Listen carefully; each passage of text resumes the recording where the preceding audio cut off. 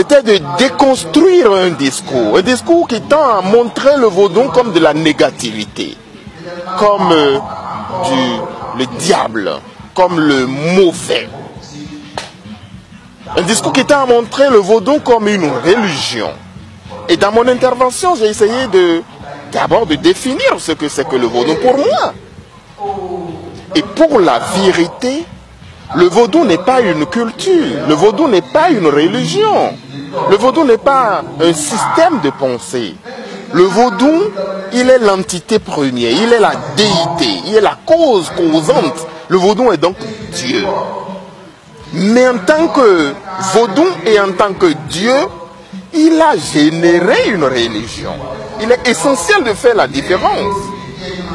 Christ n'est pas la religion. Christ, c'est la troisième personne de Dieu, Trinité, qui a généré le christianisme. Et il y a donc un malentendu, doublement entendu, qui fait du vaudou la religion, qui fait du vaudou la culture, qui fait du vaudou l'art de penser. C'est faux. Je voudrais que ceux qui m'écoutent en ce moment retiennent ceci une fois pour toutes. Le vaudou a généré un art de vivre, un art de penser, un art de s'habiller, un art de cuisiner, un art de construire. Le vaudou a donc généré une culture et a généré une religion. En deuxième position, j'ai essayé de démontrer par quel mécanisme, ce que j'ai appelé le hold-up intellectuel, quand on évoque Mahou, on oublie le couple Mahou-Segbolissa et on pense à la Trinité, Père, Fils et Saint-Esprit. Il faut donc qu'il y ait une sorte de décolonisation intellectuelle, de déconstruction du concept, pour que quand on dise Mahou, on sache que nous sommes dans la constellation du vaudou, on sache que nous sommes dans le panthéon du vaudou, s'il en existe, et qu'au bout, la cause causante, c'est le Mahou Segbolissa qui est conçu comme couple, comme énergie vivifiante, comme cause causante. Enfin, j'ai essayé d'expliquer pourquoi nous continuons jusqu'à aujourd'hui de nager dans cette hypocrisie et quelle est la part des vaudous eux-mêmes.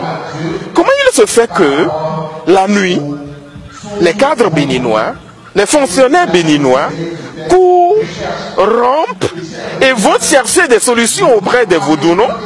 Et le lendemain, affichent une appartenance à une autre religion dite moderne.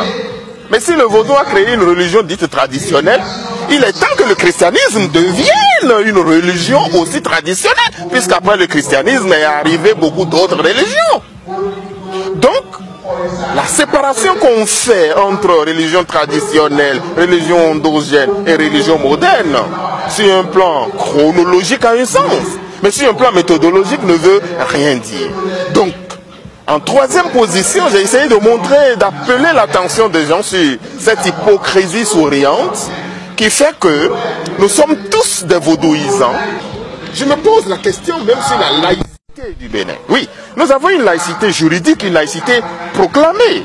Mais est-ce que l'État est à égale distance vis-à-vis de toutes les communautés religieuses au Bénin? Je n'en suis pas sûr. Je donne un exemple.